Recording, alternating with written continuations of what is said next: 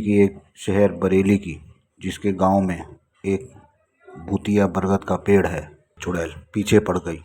आइए देखते हैं क्या विभोर अपने परिवार को उस चुड़ैल के हाथों से बचा पाएगा या फिर क्या होगा।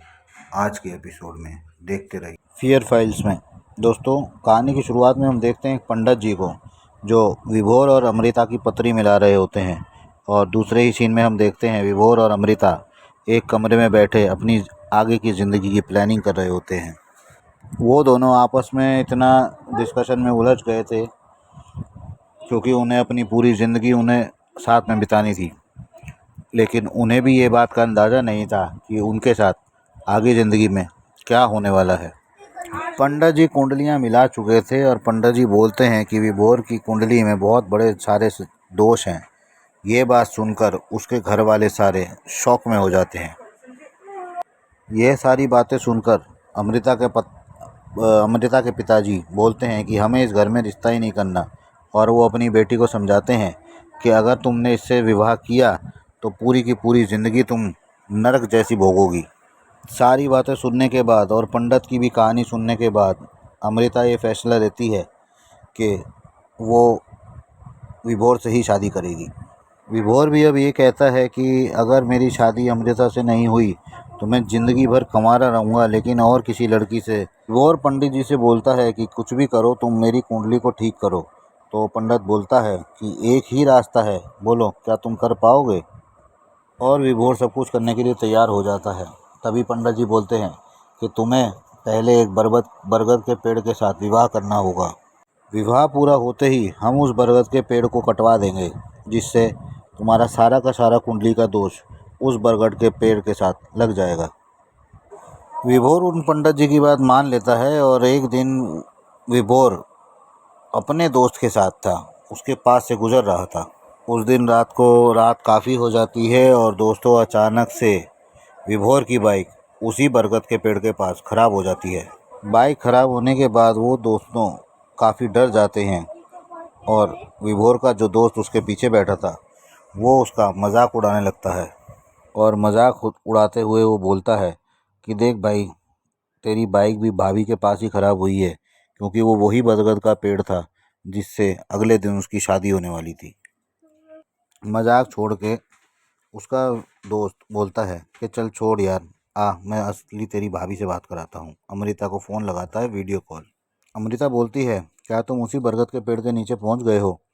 और वो वीडियो कॉल पे जब बात कर रही होती है, तभी अमृता को अचानक से दिखता है कि विभोर के पीछे से कोई औरत निकल के जा रही होती है। अमृता फ़ौरन विभोर को बताती है कि तुम्हारे पीछे कोई औरत है, लेकिन वो जैसे ही पीछे मुड़ के देखते हैं तो उन दोनों को वहाँ कोई नहीं दिखता। खैर दोस्तों, वो लोग इस बात को इतना गौर नहीं देते और अपनी बाइक स्टार्ट करते हैं और फ़ौरन वहाँ से निकल जाते हैं। अगली सुबह होती है दोस्तों, और हम देखते हैं कि वो पंडित जी विभोर का विवाह उस पेड़ के साथ इस तरीके से करा रहे हैं जैसे कि कोई असली दुल्हन के साथ उसका विवाह कराता है। तभी दोस्तों हमें ऐसा लगता है कि उस पेड़ के साथ और कोई भी है, और अचानक से ही गायब हो जाता है। लेकिन तभी हम देखते हैं कि विभोर उस पेड़ के साथ 7 फेरे ले लेता है। फेरे लेने के साथ साथ ही दोस्तों हम आगे देखते हैं कि वो विभोर पेड़ की मांग भर देता है, मतलब पेड़ पर सिंदूर लगा देता है। और खाली सिंदूर ही नहीं, वो उस पर मंगलसूत्र भी बांध देता है। यह सब करने के बाद विभोर अपने माता पिता के पैर छूता है, और तभी हम देखते हैं कि विभोर ही नहीं, कोई और भी उसके माता पिता के पैर छू रहा होता है।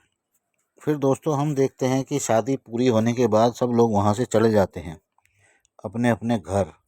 और तभी हम देखते हैं कि एक औरत उस पेड़ के पास मंगलसूत्र पकड़े खड़ी हुई थी। दूसरे सीन में हम देखते हैं कि विभोर का गृह प्रवेश हो रहा होता है, लेकिन उसके साथ कोई दुल्हन नहीं होती, इसलिए वो अकेला ही गृह प्रवेश करता है। लेकिन दोस्तों थोड़ी ही देर बाद उनके गृह प्रवेश करने के बाद चावल से भरा लोटा कोई औरत अपने पैर से गिरा देती है, जिसे देखकर सभी घर वाले बहुत हैरान और परेशान हो जाते हैं। इतना सब देखने के बाद दोस्तों वो लोग इतना इस बात पर ध्यान नहीं देते, लेकिन उन्हें ये नहीं पता था कि कोई अनजान शक्ति उनके घर में घुस गई है। तभी हम थोड़ी देर बाद देखते हैं, रात होती है और वो पंडित कुछ लोगों को लेकर जाता है उस पेड़ काटने के लिए। दोस्तों, पेड़ काटने वाले उस पेड़ काटने की बड़ी कोशिश करते हैं, लेकिन वो पेड़ कटता नहीं है। और तभी जो दूसरा आदमी था, वो उस पेड़ पर कुल्हाड़ी मारने की को बहुत भयंकर खून बहने लगता है। दोस्तों, तभी वो कुल्हाड़ी अचानक हवा में उड़ने लगती है और जो लोग पेड़ काटने आए थे, वो बरगद के पेड़ वाली चुड़ैल उनको मार देती है।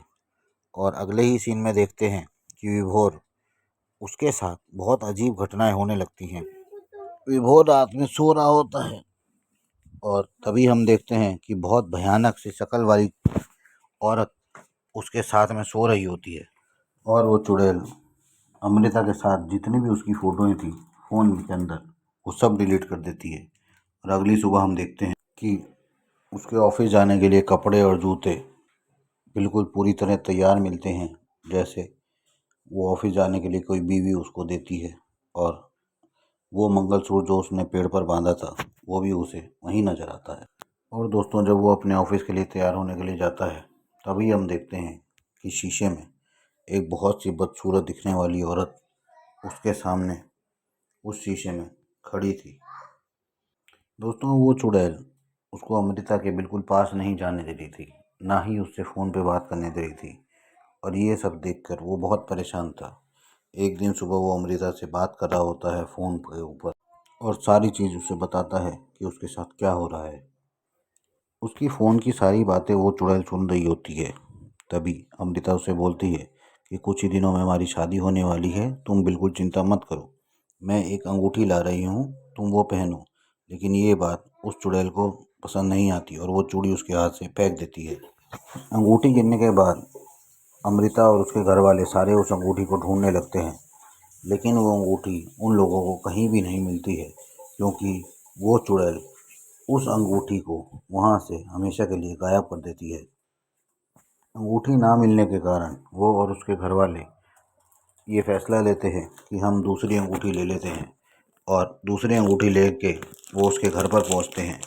और जैसे ही अमृता उसके घर में कदम रखने लगती है, तभी उसको लगता है कि उसे किसी औरत ने बहुत ज़ोर से धक्का दिया। सभी लोग गिरी हुई अमृता को उठाते हैं और अंदर लेकर जाते हैं। और जब दोनों अंगूठी बदल रहे होते हैं, तो अचानक से कमरे की लाइट जलने बुझने लगती है और थोड़ी ही देर बाद उसके हाथ से अंगूठी गायब हो जाती है। साथ ही हम देखते हैं कि वो चुड़ैल अमृता को नुकसान पहुंचाने की कोशिश करती है और घसीट कर उसको घर से बाहर ले आती है और उसको पूरी तरह से मारने की कोशिश करती है। तभी विभोर वहां आ जाता है और उस चुड़ैल को देखता है और उसे बोलता है कि तुम अमृता को कुछ मत करना, तुम जो बोलोगी वो मैं करूँगा।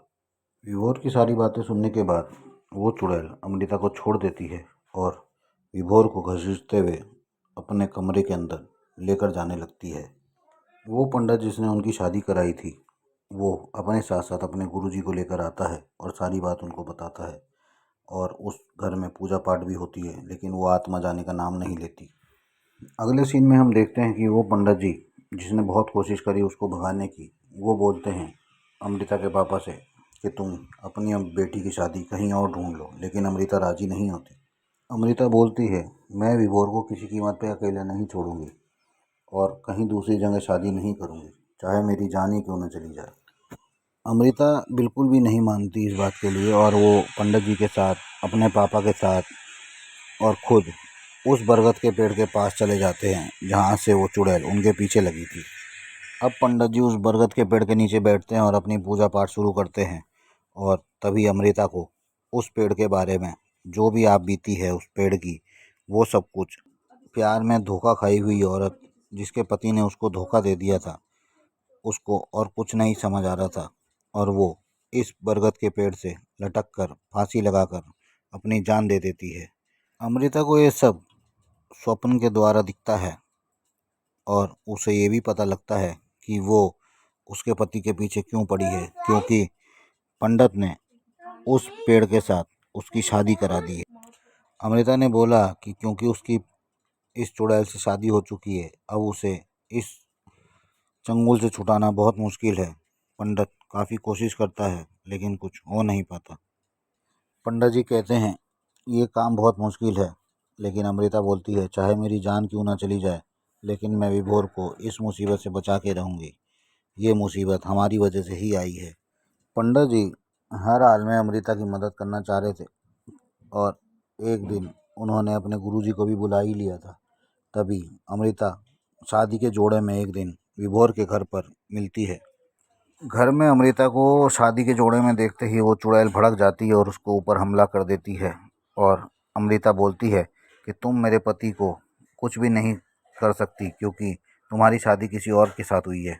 लेकिन वो चुड़ैल किसी भी बात पर राज़ी नहीं होती और अमृता को नुकसान पहुंचाने लगती है और उसका गला दबाती है। तभी हम देखते हैं कि गुरुजी उस पेड़ के पास बैठे यज्ञ कर रहे होते हैं। अगले सीन में हम देखते हैं दोस्तों कि वो चुड़ैल अमृता को मार मार कर बहुत बुरी तरह उसको घायल करती है।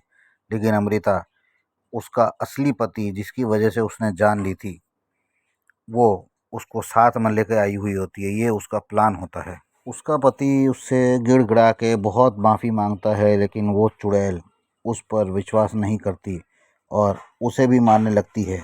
उसका पति बोलता है कि जब से तुम गई हो मेरी ज़िंदगी बिल्कुल बर्बाद हो गई है। दूसरे ही सीन में हम दोस्तों देखते हैं कि गुरुजी अपना यज्ञ करके और एक कुल्हाड़ी लेकर उस पेड़ पर वार करते हैं और तभी हम देखते हैं कि वो चुड़ैल बहुत ज़ोर से चिल्लाकर गायब हो जाती है। इसलिए कहते हैं दोस्तों सच हमेशा सच ही होता है। अमृता ने अपने पति से सच्चा प्यार किया जिसकी वजह से अमृता और उसके साथ सभी लोग जितने भी उसके साथ जुड़े हुए थे सबकी जान बच गई। इसके साथ ही दोस्तों उन दोनों की शादी बहुत धूमधाम से होती है और आगे ज़िंदगी में वो बहुत खुश रहते हैं। आपको ये एपिसोड कैसा लगा कमेंट सेक्शन में कमेंट करके ज़रूर बताइएगा। आपके सपोर्ट की बहुत ज़रूरत है ताकि और मैं वीडियो थोड़ी सी भी इसी अच्छी तरह लगी हो आपके यार लिए नई तो नई लाइक करे रोचक बिना बिल्कुल भी कहानियाँ मत लाता हूँ। जाना और चैनल आज को के लिए सब्सक्राइब फेस कर ऑफ देना। ईयर्स में तो इतना चलिए ही। हम मिलते हैं थैंक यू आपसे वेरी फिर मच किसी फॉर एक नई वॉचिंग माय कहानी में। वीडियोस। तब तक के लिए bye. Bye thank you. And C